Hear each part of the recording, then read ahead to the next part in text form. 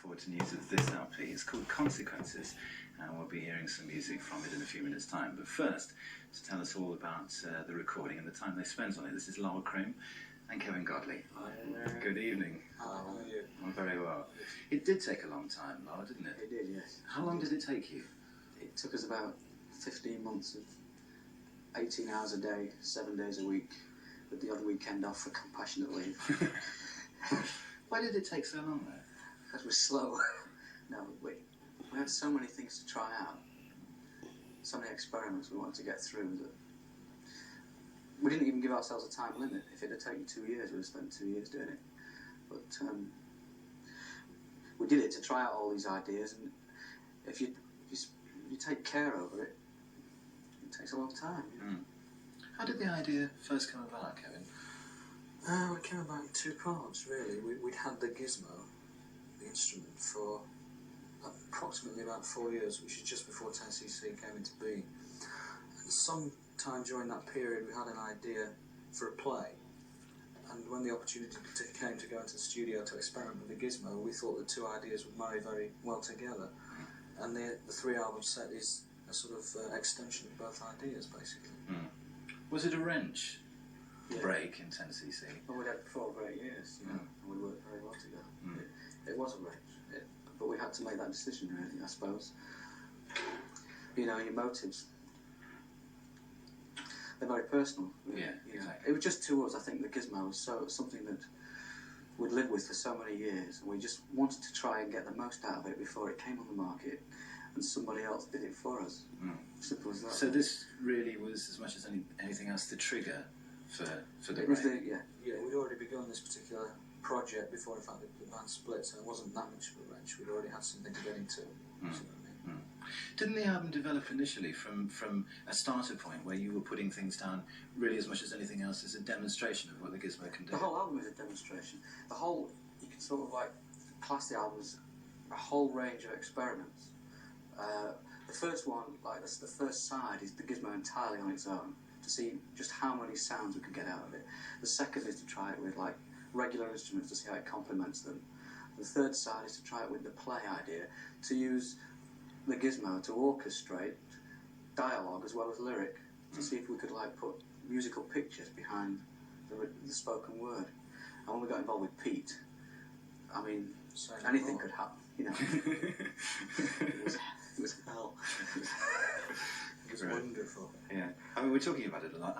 I want to save it for a second or two. Yeah. I just want to talk about production techniques, because, I mean, with 10cc also, I mean, you spent an enormous amount of time in the studio putting We're into records that in. kind of thing, really, I suppose. This was, I must say, that this album for us was a completely different approach, in a sense that somehow 10cc, when they went into the studio, all the songs were very carefully written and structured, and we basically knew what was going to happen. This I think Lowell agrees, was different in the sense that it was improvised straight onto tape. The whole thing was like a spontaneous thing as opposed to a calculated thing, which for us was a completely different way of working. Mm. So having started at a small point, how did it actually develop into the whole story and concept, really? We got big ideas. Yeah. Basically, smart. Yeah. But did it develop naturally, or did you begin to get an idea of a full thing which you then Yeah, worked towards? when we started getting interesting sounds out of the giz, where we were beginning to get sounds that were like really interesting, it seemed to us that this could be ideal to put into musical form, these ideas we'd had for this ultimate disaster story. It was like, you know, you had Earthquake and you had this, that, and Poseidon Adventure. We thought, let's be really doomy. And it was then that once we decided to do the full thing, that we structured it. We decided to do like, one album would be like an entirely instrumental version of an intro, if you like. The second album would be the play idea, and the third album would be like the climax, which would be a composition of the two.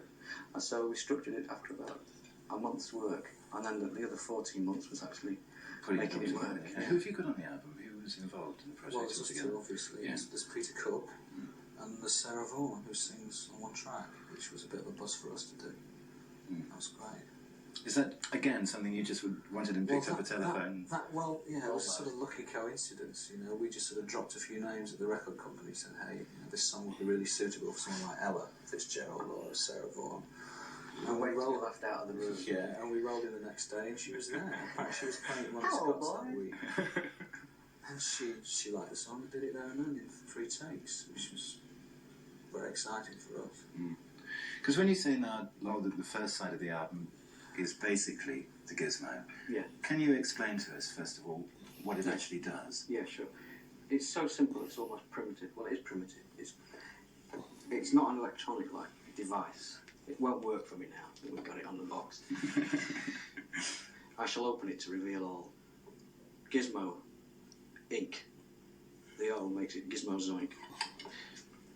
It's a battery-operated bow. It's like a bow for a violin, but it's a bow for an electric guitar. And what we've really invented is the rotary plectrum.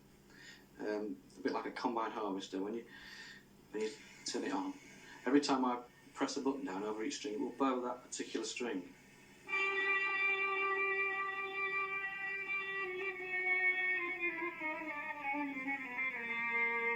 Or the bass string. And it's the nature of the guitar, if you play the first 2 strings to sound violin-y. A bit old, this one. And the middle strings sound viola-ish, and the bass strings sound cello-ish. So And you can make an arrangement by using all of them. Yeah, you play them individually, separately, Or all together. or Or together. none of them. Yeah. If you prefer to play none of them, you can play none of them. How does that compare with the American thing, the Evo? The Evo? Yeah. I think the Evo is restrictive, isn't it? Because you can only play 1 string at a time.